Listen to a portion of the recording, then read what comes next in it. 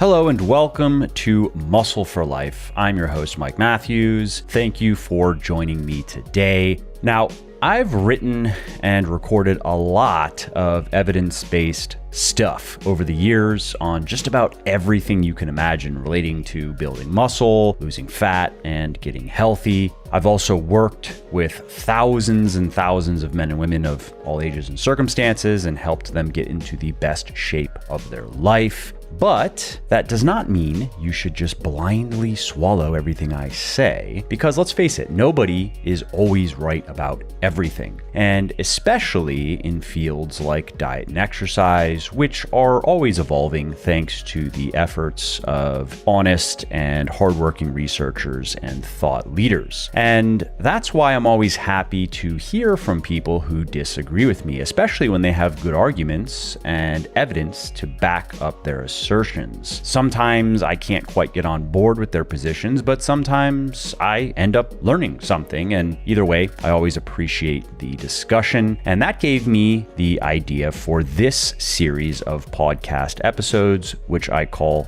Says You, where I publicly address things that people disagree with me on, and I share my perspective. It's kind of like a spicier Q&A. So what I do is every couple of weeks, I ask people who follow me on Instagram at Muscle for Life Fitness, please follow me, what they disagree with me on. And then I pick a few of the more common or interesting contentions to address here on the podcast. So if there's something that you disagree with me on, and it could be related to diet, exercise, supplementation, business, lifestyle, I don't care, anything, go follow me on Instagram at Muscle for Life Fitness and look for my Says You story that I put up every couple of weeks where I solicit content for these episodes, or just shoot me an email, mike@muscleforlife.com. And in this episode, I'm going to tackle your take on COVID sucks.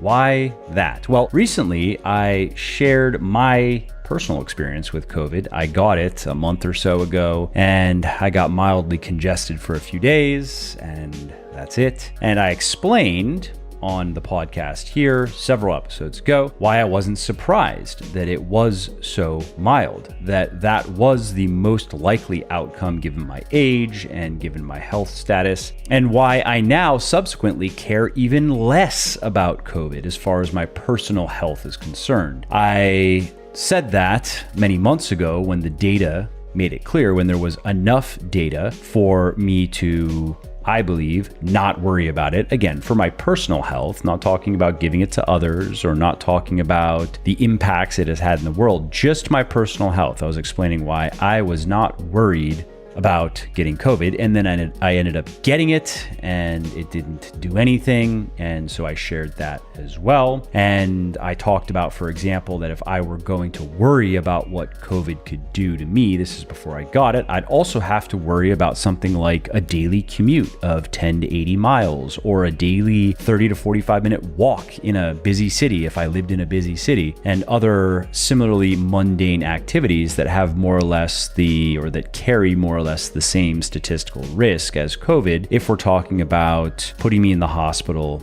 or killing me. Now, another way to look at that is, if I told you that I was scared of driving every day to work, 20 or 30 miles, let's say, or if I told you that I was scared going for a walk every day, if I lived in Washington, D.C., and I went and walked around for 30 to 45 minutes in Georgetown maybe, and that scared me, that I was afraid of dying during either of those activities, how would you respond?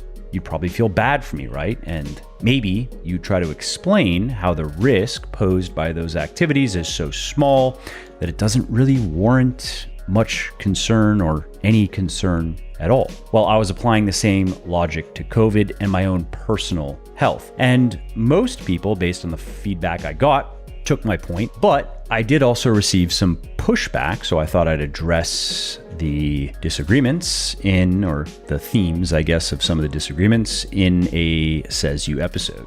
Also, if you like what I'm doing here on the podcast and elsewhere, definitely check out my health and fitness books. including the #1 best-selling weightlifting books for men and women in the world, Bigger, Leaner, Stronger, and Thinner, Leaner, Stronger, as well as the leading flexible dieting cookbook, The Shredded Chef. Now, these books have sold well over 1 million copies and have helped thousands of people build their best body ever, and you can find them on all major online retailers like Audible, Amazon, iTunes, Kobo, and Google Play, as well as in select Barnes & Noble stores. And I should also mention that you can get any of the audiobooks 100% free when you sign up for an Audible account, and this is a great way to make those pockets of downtime like commuting, meal prepping, and cleaning more interesting, entertaining, and productive. And so if you want to take Audible up on this offer, and if you want to get one of my audiobooks for free, just go to www.buylegion, that's B-U-Y, legion.com/audible,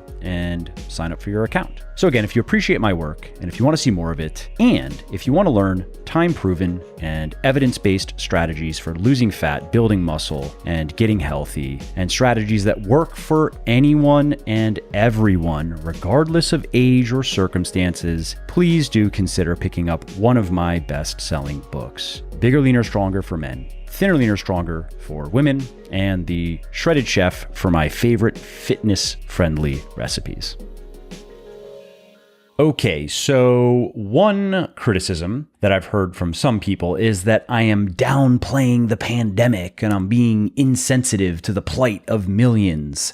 This, to me, is just a non sequitur ad hominem attack that really doesn't deserve much of a response, because I explicitly stated previously that my flippant attitude wasn't toward COVID generally, but only to the risk that it posed to me personally. Just me personally. And I wasn't saying that to brag either. I was just sharing my position because many people over the last year or so have asked me, am I personally worried about COVID? What is my personal position on it? And I also will always continue to take precautions to not get others sick, including good personal hygiene, including avoiding contact with sick people whenever I can, quarantining when I'm sick. That's something that I did before COVID, for example. If I had clear symptoms of a cold, I wouldn't go to the gym because, one, I don't want to get others sick, and two, I know that it's just going to make my illness worse, so it's a lose-lose. Why bother? And I also would quarantine in my house away from my family, so I would sleep downstairs in the basement, and I'd basically just kind of stay in the basement because I don't want to get my kids or my wife sick. Even though it's just a cold, getting sick is annoying. So I agree with those simple things that we can do to stay well ourselves and help others stay well. In the past, I never wore a mask when I was sick, but I would consider that as well, especially if I'm sneezing, because it may help reduce the chances of my kids and my wife getting sick if I'm sick, right? And so specifically, when I had COVID, a couple of people had commented, I guess they had assumed that I just treated it like nothing and I just went about my normal daily life because I was mildly congested. No, what I did is, once I had symptoms and I learned that I was in contact with somebody who had COVID and I was around them, they were coughing, so I suspected, I'm probably tainted at this point. I went and got tested right away and tested positive for antibodies, and then I quarantined. So I went and I was in Florida staying with my parents as well, and they are in their 60s and they're healthy, so statistically the risk it's not very high for them either. But again, I don't want to get them sick with COVID or anything else. So I have a condo in Florida. So I went and stayed in my condo just by myself and then waited for my symptoms to go away. That was 3 or 4 days, and then waited 9 days after that, 9 or 10,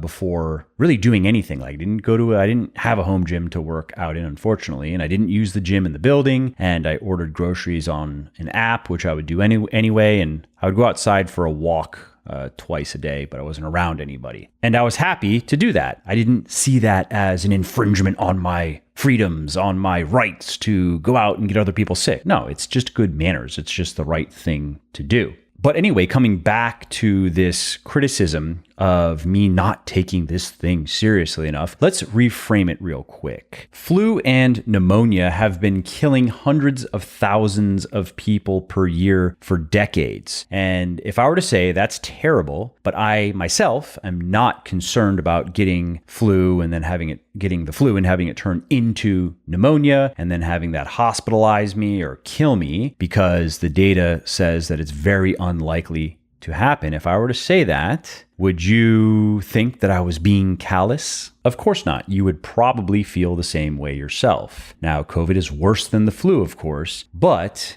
you have to understand how worse and for whom. And let's get into that because some of the other static that I received indicated that some people, many people, have not looked very much into the data we have on who is most impacted by COVID. And so these people mistakenly think that this disease is more universally dangerous than it really is. For example, according to research that was published in July of last year, so at that time, the average Briton thought that 7% of the population of the United Kingdom had already been killed by the Rona, and it was 10% for the average Scot. Now, today, nearly a year later, the official number of deaths in the UK is 128,000, or about 0.2% of the population. Many people also don't seem to understand that the infection fatality ratio, IFR, of 0.5 to 1% does not apply equally to all age groups and health statuses. For instance, according to the latest CDC's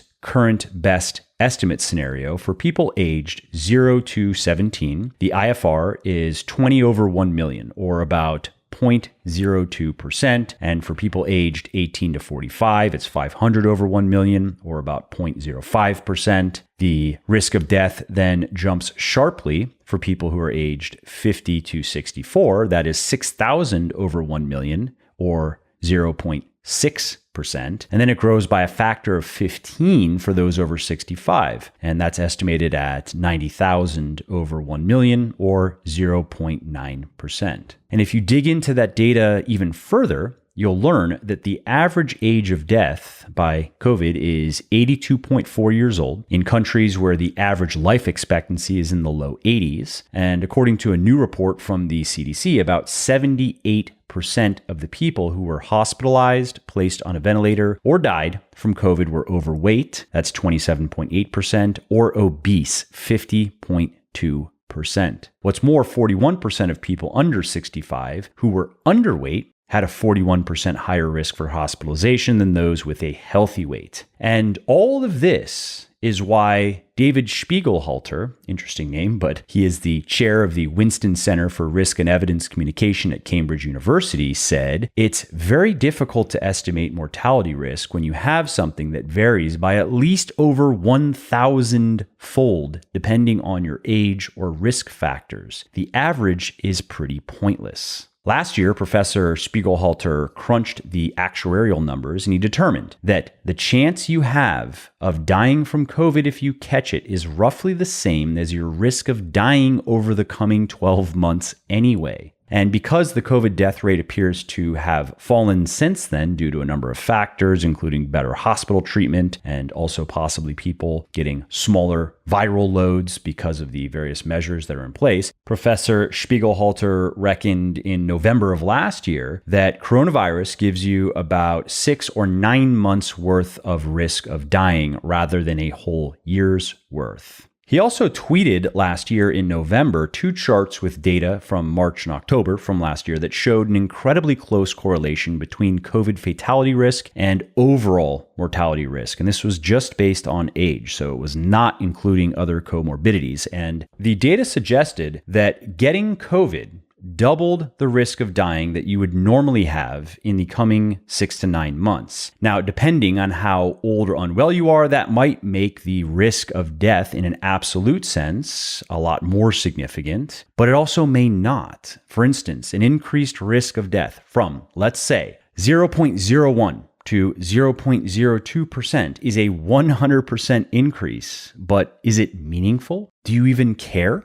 Now, some people have said, well, okay, fine, if we're talking about serious illness or death, health. I take your point, but what about long COVID? Isn't that a reason to be afraid of the virus? Isn't that a much larger concern if you're not in a high risk group? And yes, that is a larger concern for sure. Recent data suggests that as many as 1/3 of people who get COVID experience symptoms for longer than the usual 2 weeks. Don't confuse that, though. You may have seen that headline. Don't confuse that for the risk of becoming a long hauler, though they're calling them. These are people who have persistent long-term symptoms like persistent fatigue, brain fog, trouble breathing, and so on. Just as with the infection fatality ratios, the details matter here. According to a study conducted by scientists at King's College London, only 13% of COVID patients observed had symptoms lasting for at least 4 weeks, and 4.5% stayed ill for 8 weeks, and merely 2.3% suffered for longer than 12 weeks. And to put those numbers in context, according to 2015 research, about 10% of people who get the flu are still sick after about 14 days. So again, COVID poses bigger risks than the flu, but it helps to understand how much bigger in real numbers. Now, continuing on long COVID, researchers also found that older people are much more likely to get long COVID than younger people. And as expected, body weight comes into play, with people who developed long COVID having a higher average BMI than those with short COVID.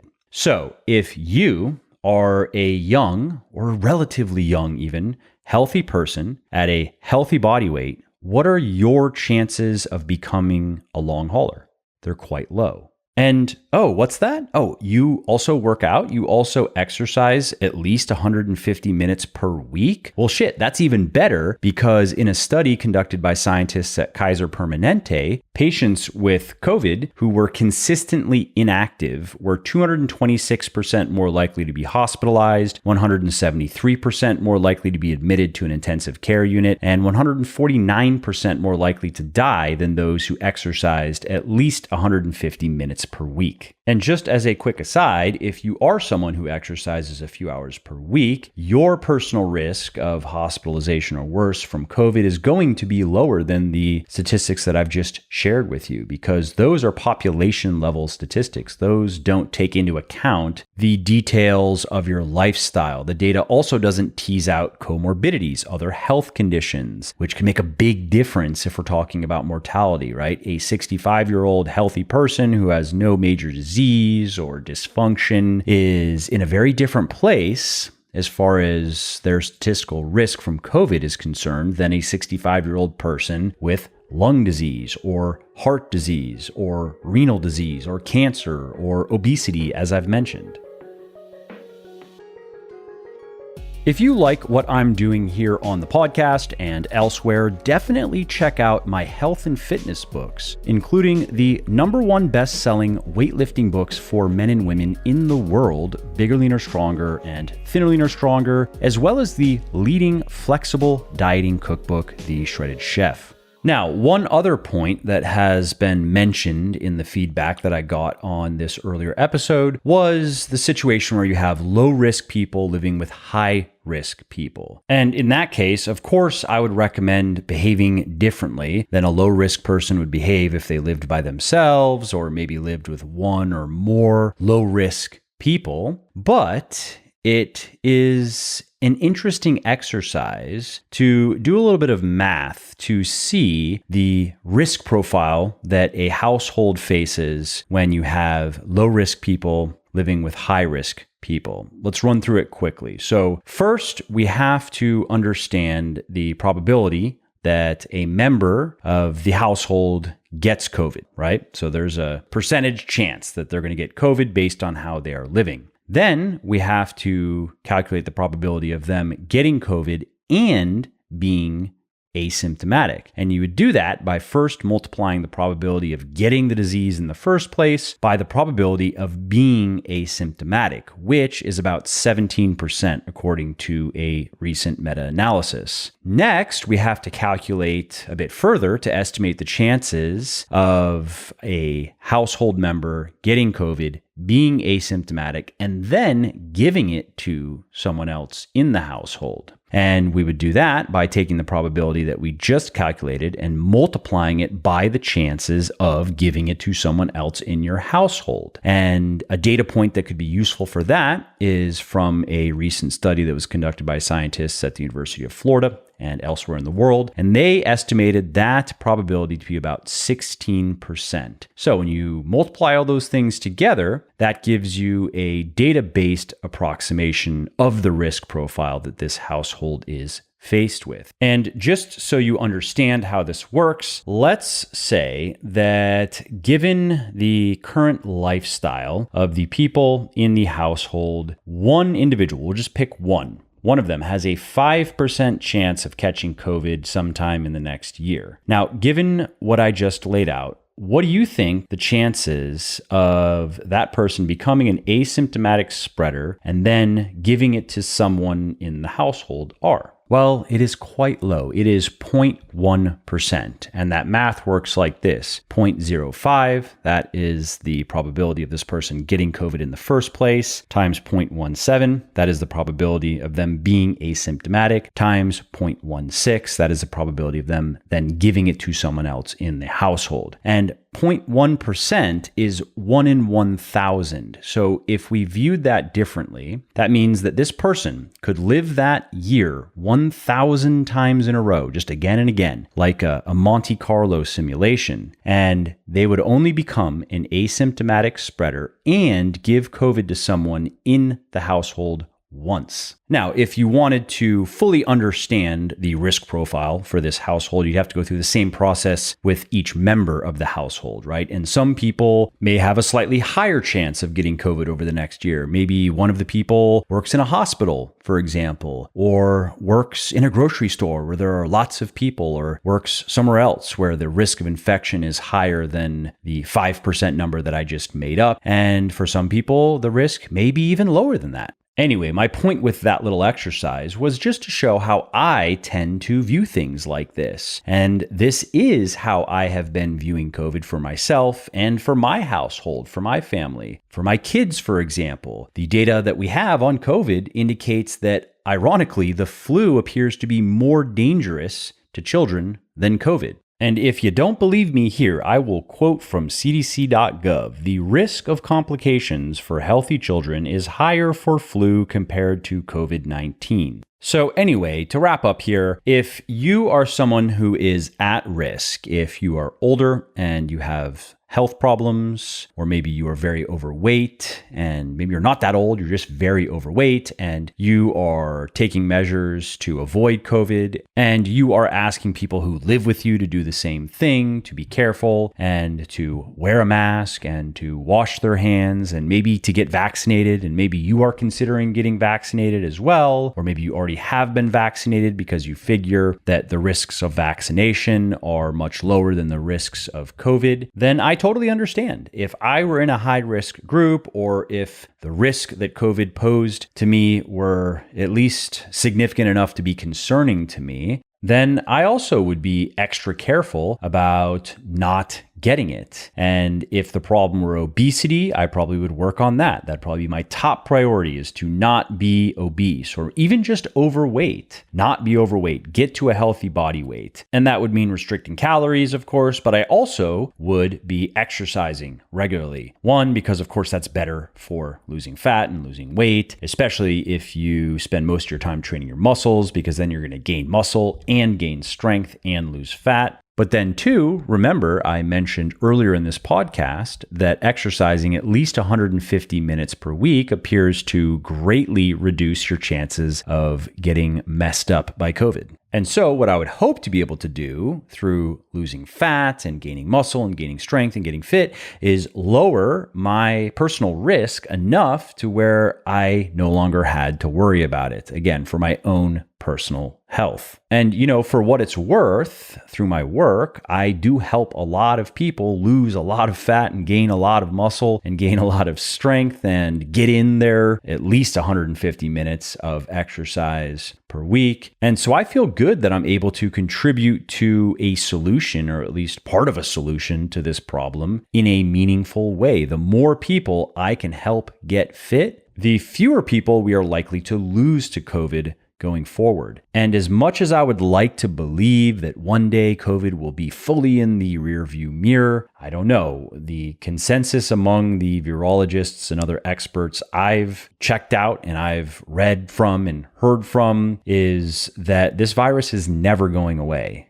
that this type of virus mutates too much to eliminate through vaccination. It's going to be with us forever, so we're going to have to learn how to live with it. And some people are hoping that they can just get vaccinated every 6 to 12 months for the rest of their lives, and that will keep them protected, while others don't quite like the sound of that, including many people I've spoken with who have already gotten the vaccine. They are not planning, as it stands right now, to get it every 6 to 12 months forever. They are very much hoping that is not going to be necessary and that there are going to be other options. And we will have to see, I guess. We'll have to see how all of this plays out. For example, are we going to have an effective treatment? That would be a game changer. But regardless of where things go from here, what we already know is having a healthy, fit body that you train regularly helps, and it can help a lot.